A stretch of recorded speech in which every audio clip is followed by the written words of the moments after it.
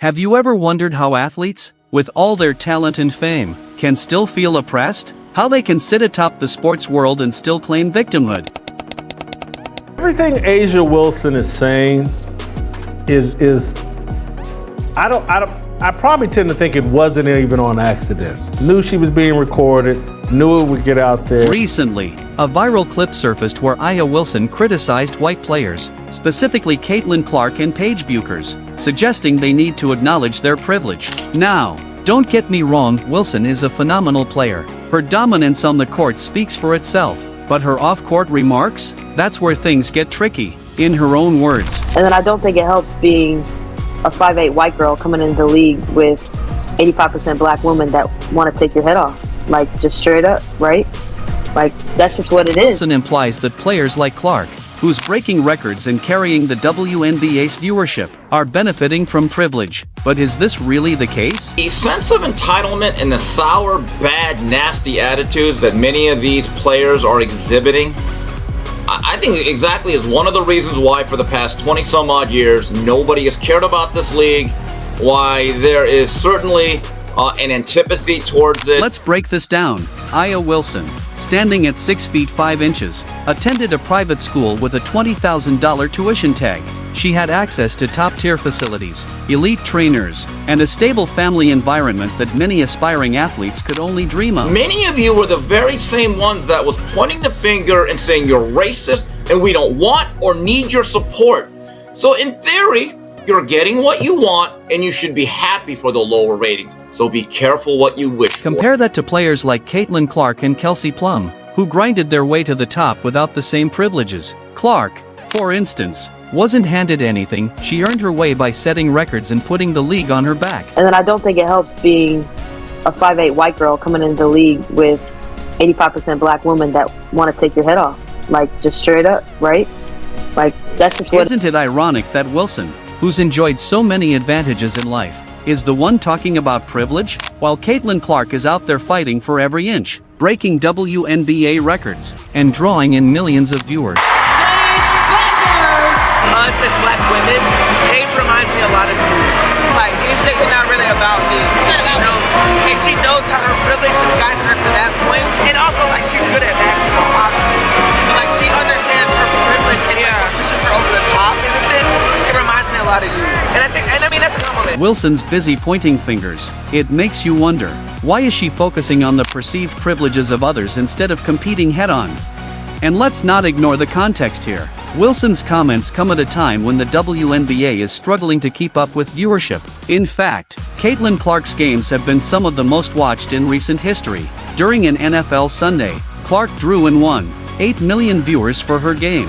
Meanwhile, Wilson's games, including the Las Vegas Aces versus the New York Liberty, only managed to pull in about half that, 900,000 viewers. The numbers speak volumes. Clark is the one energizing the league, not Wilson.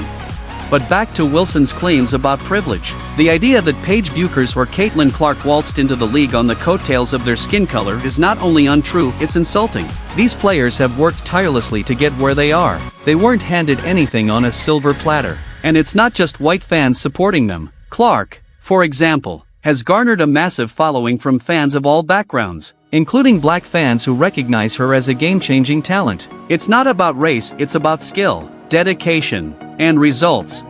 One of the most interesting dynamics in this whole debate is the fact that some of Caitlin Clark's biggest supporters are black men. This has sparked cultural conversations that go beyond basketball. Clark has earned respect across racial lines because of her undeniable talent and contributions to the game. She's not just surviving in the WNBA, she's thriving. Meanwhile, Wilson seems to be stuck in a narrative that's more focused on creating division than celebrating the evolution of the sport.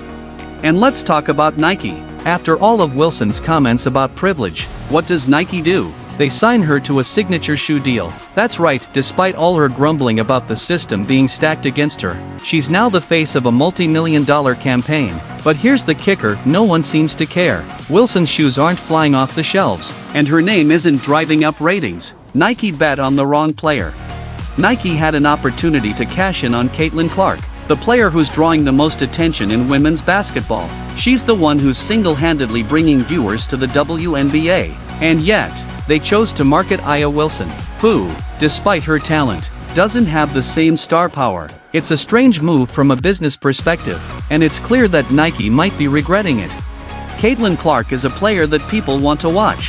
Her performance on the court speaks for itself, draining threes from half-court like it's nothing, breaking records, and drawing comparisons to the greatest shooters in basketball history. Clark is a phenomenon. In contrast, Aya Wilson's game, while excellent, isn't creating the same buzz. Fans aren't tuning in for drama, they want to see basketball greatness. And right now, Caitlin Clark is delivering that in spades.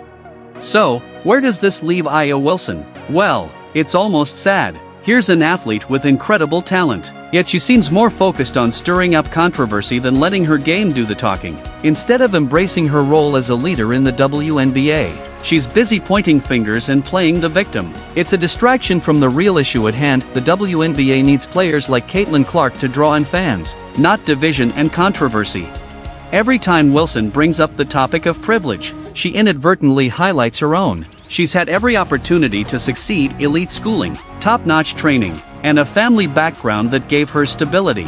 Instead of using that platform to uplift the league and promote unity, she's chosen to focus on creating narratives that don't align with reality. It's disappointing, to say the least.